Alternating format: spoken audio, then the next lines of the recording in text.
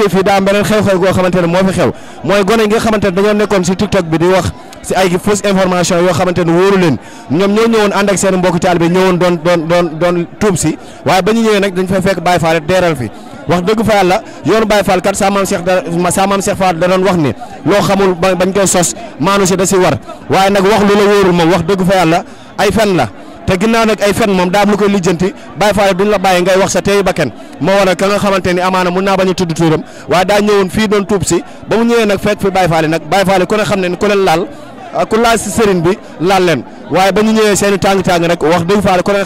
xam leen si yërmande xam leen seen ndigal rek la ñuy dox ku leen sosal leneen lu dul ndigal tamit dañ koy jéem a jëfee waaye slogan bi nga xamante ne moom lañ génne mooy li sëriñ bi bëgg rek mooy am loolu si la ñuy fas yéenee dox si la ñuy fas yéenee wax si la ñuy fas yéenee jëf moo waral nag li ngeen gis nii nga xamante ne teeral nañ comme ni ñu ko àndee boobaak léegi ak télé bi nga xamante ni yéen a ko baxoo safoo di ko seetaan à travers les réseaux sociaux mooy Ngaabu Média kon noonu la ñuy ànd ak yéen nag topp liggéey bi di leen wax ne li nga xamante ne mooy Baye Fall si lañ nekkoon mooy ndigal ndax ndigal kat mooy li leen di jëriñ ndax ndigal mooy li am solo ndigal moom jëfe rek moo gëm te ku ne xam na ne ndigal yàgg na si yoon bi Serigne Touba daraan ndigal sa maam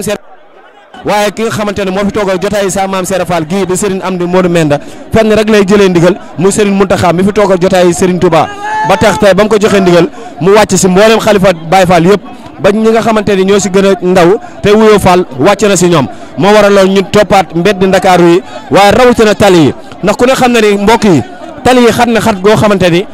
Touba kat dëkk la boo xamante ni dëkk bu ñuy ziar la te dëkk bu ñuy ziar bu ne mbedd yi war naa yaatu ba waral population Touba meloon ni dañoo ànd ak seen teey bakkan ndax fat fii kat ku ne xam ne ni Touba doxee fenn la amul feneen ba tax ñu occupé woon li nga xamante ne mooy tali yi te tali kat ku ko xam ne bu yaatoo dëkk bi yaatu waaw kon man noonu rek la ñuy ànd ak yéen si li nga xamante ne moom la Baye Fall ta fase oto bii ngeen gis daa baare yoon bi ñu bëgg ko fee jëlee waaw kon ñuy wax ni rek yoonu Baye Fall moom lu si waay di wax rek na nga ànd ak ndigal ndax lu dul loolu rek leneen la lay jëriñ